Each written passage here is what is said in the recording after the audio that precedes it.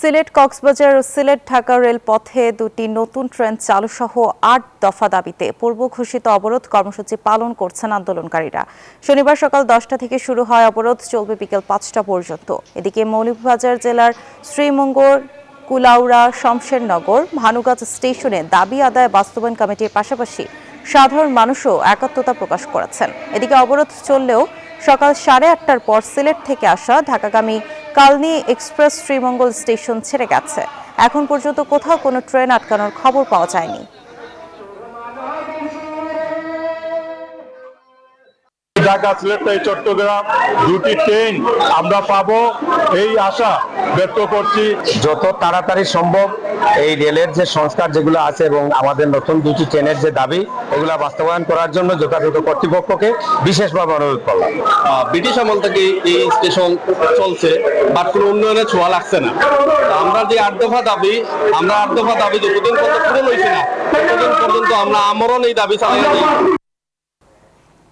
এই বিষয়ে বিস্তারিত জানাতে কুলাউড়া রেলওয়ে জংশন থেকে যুক্ত হচ্ছেন সহকর্মী শেখ সিরাজুল ইসলাম।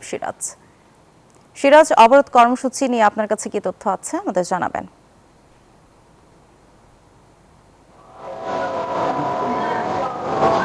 ধন্যবাদ মুনিরা। আমি এখন কুলাউড়া জংশন এলাকায় কিন্তু আছি। সকাল 10টা থেকে 5টা পর্যন্ত সিলেট বিভাগের 8 দফা দাবি নিয়ে কিন্তু আন্দোলনকারীরা কিন্তু পূর্ব ঘোষিত সময় অনুযায়ী কিন্তু তারা আন্দোলন করেছে বিভিন্ন স্টেশনে।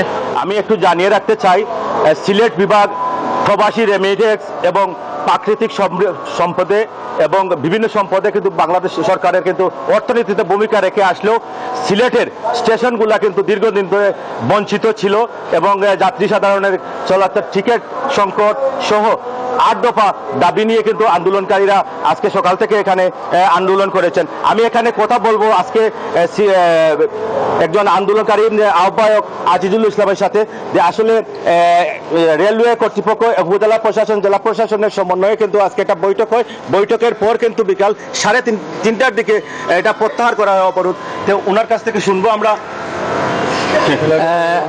হ্যাঁ, আজকে রেল সচিবের 3 সদস্যের একটি প্রতিনিধি দল কুলাউড়া আসে এবং আমাদের আন্দোলনকারীদের সাথে দীর্ঘক্ষণ বৈঠক অনুষ্ঠিত হয় এবং এই বৈঠকে রেল সচিবের পক্ষ থেকে যিনি প্রতিনিধিত্ব করেন তিনি আমাদের বেশিরভাগ দাবি মেনে নেওয়ার আশ্বাস দিয়েছেন এবং দু একটি দাবি, প্রধান 2টি দাবির মধ্যে একটা রেলপথ সংস্কার, যে কথা রেলপথ সংস্কার একনেকে ইতিমধ্যে প্রকল্প গ্রহণ করা হয়েছে, এটা নভেম্বরের মধ্যেই টেন্ডার হওয়ার কথা এবং ডিসেম্বরে সেই সংস্কার কাজ শুরু হবে বলে তিনি প্রতিশ্রুতি দিয়েছেন। ধন্যবাদ আহ্বায়ককে, আসলে আন্দোলনকারী সমন্বয়ক আহ্বায়ককে।